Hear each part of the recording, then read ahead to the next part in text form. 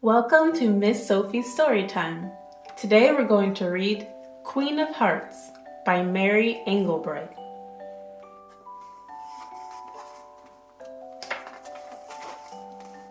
Valentine's Day was one of Estelle's favorite holidays. She liked boxes of chocolate, of course, and candy hearts, and cookies with red sprinkles. And she loved getting valentines from all her friends and family. But the thing Estelle liked most of all about Valentine's Day was making things.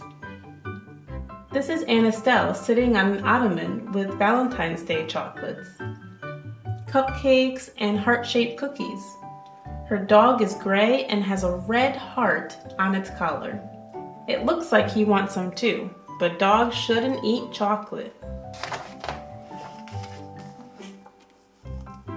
Red and pink and white construction paper, scissors and glue, ribbons and lace, and lots of glitter. Isn't it fun to make things that you imagine in your head? You just have to remember to clean up when you're done. I wonder what she's making. Yes, Valentine's Day was definitely one of the best holidays of all. Estelle is pointing to the calendar. It says February at the top, and there's a red heart on day number 14. Valentine's Day is always on February 14th.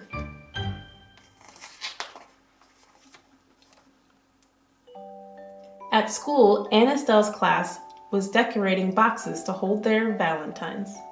Estelle brought a plain brown shoe box from home, but it wasn't plain for very long. First, Estelle cut a slot in the top of the box for valentines to go in.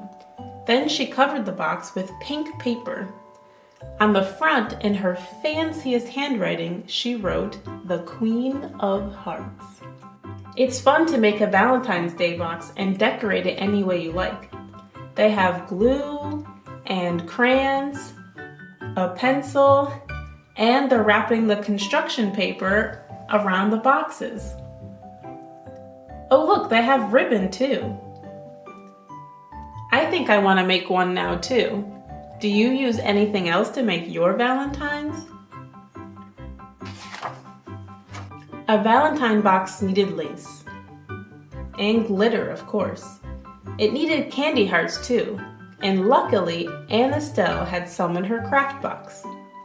She also has buttons in there, string and feathers, and some ribbon. A craft box is a good idea. Then you could put everything you need in one place. But it still looks sort of ordinary. And ordinary was definitely not good enough for Estelle's Valentine box. The candy hearts on the box say, "Love you, be mine, and kiss me." She also cut out and decorated the red heart on the side. And here you can also see the ribbon and how nice she wrote the Queen of Hearts on the side. Estelle is really putting in a lot of work to make a special Valentine box. At home, Estelle and her friend Gracie had fun playing dress up. This gave Estelle an idea. Pink feathers would give the box a look of distinction. Sparkling jewels would add a bit of color. Silk roses and daisies would be a nice touch too. Estelle has a trunk full of dress-up items. Her friend Gracie is wearing a pink dress with ruffles and a red pearl necklace. Estelle has on a blue dress with red flowers and a purple sash around her waist. In the trunk, there's also a purse, a shawl made out of green feathers, and look, her dog is even wearing a hat. It's green with pink roses on it. That looks like a lot of fun. Estelle squirted the flowers with her mother's perfume. "Wait until I get all this on the box," said Estelle. Oh, I can't wait to see how the box will look with all the flowers on it.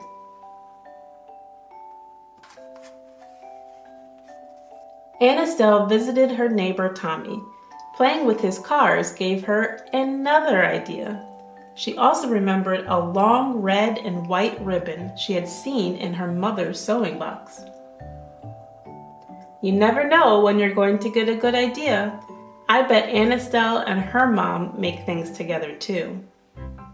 The next day at school, Mrs. McGilligan said, "My goodness, a Valentine's Day box that rolls? It certainly isn't ordinary now," thought Aunt Estelle. "It's the best box in the entire world." Wow, that looks amazing! What did Aunt Estelle add to the box since we last saw it?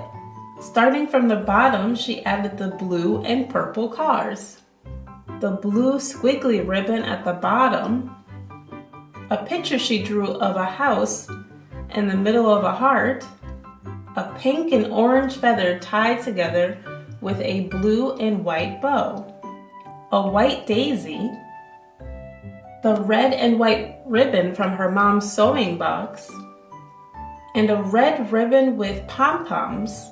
On the top, she added another pink feather and an orange tulip with some white lace, a small flower pot with flowers in it, and a red rose.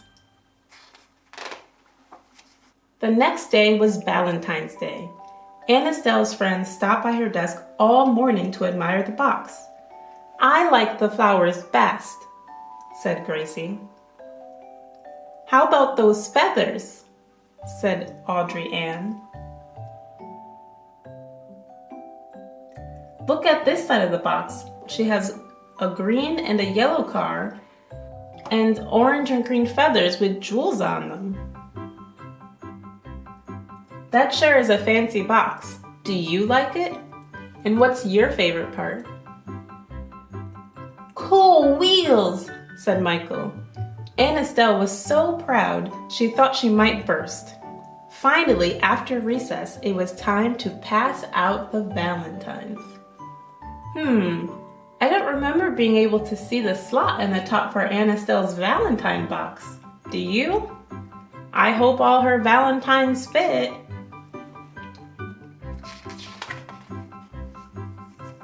And suddenly, Aunt Estelle didn't feel proud anymore. She didn't feel happy. She felt awful. I wonder why she felt awful. Can you think of a reason? Let's find out. All week long, she had worked on the box. She had cut and glued and taped and sewed. She had made the best box in the entire world, but she hadn't made one single Valentine. How could she have forgotten to make Valentines? Oh no, that is horrible. No wonder why she feels bad. She spent all her time making the box and forgot all about the Valentines. What is she going to do now?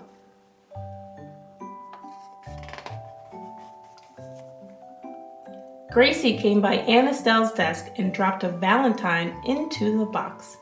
It was a little hard for her to find the slot among all the feathers and flowers. Aha! I thought it would be hard to put Valentines in it, but she got it. "It's the best box I've ever seen," said Gracie. "Aren't you giving away your Valentines?" And suddenly, Aunt Estelle knew what to do. Can you guess what Aunt Estelle is going to do next?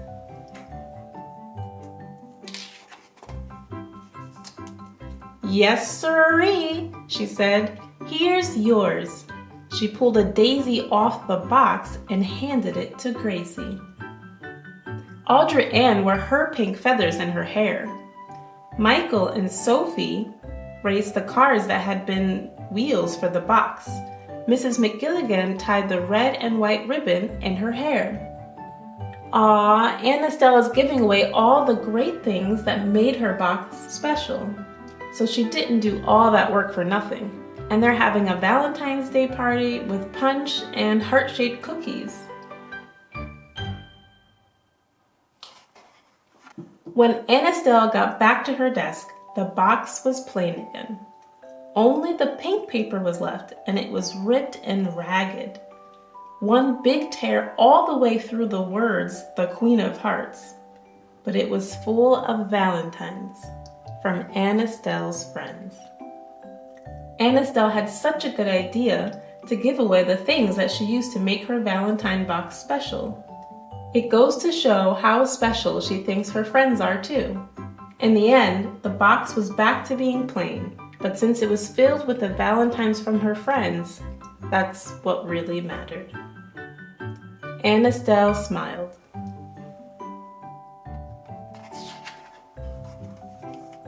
"What a fun day," said Gracie. "This," said the Queen of Hearts, "has turned out to be the best Valentine's Day ever." The end. I hope you enjoyed this book and think of some great ideas for your friends on Valentine's Day too. If you have any special things you do for Valentine's Day, like baking or making things, leave a comment below. To read other books, subscribe to this channel by clicking on the red subscribe button or by clicking on the 3 kids and then click on subscribe. This way you can always find this channel and listen to more stories. Keep reading and until next time on Miss Sophie's Storytime.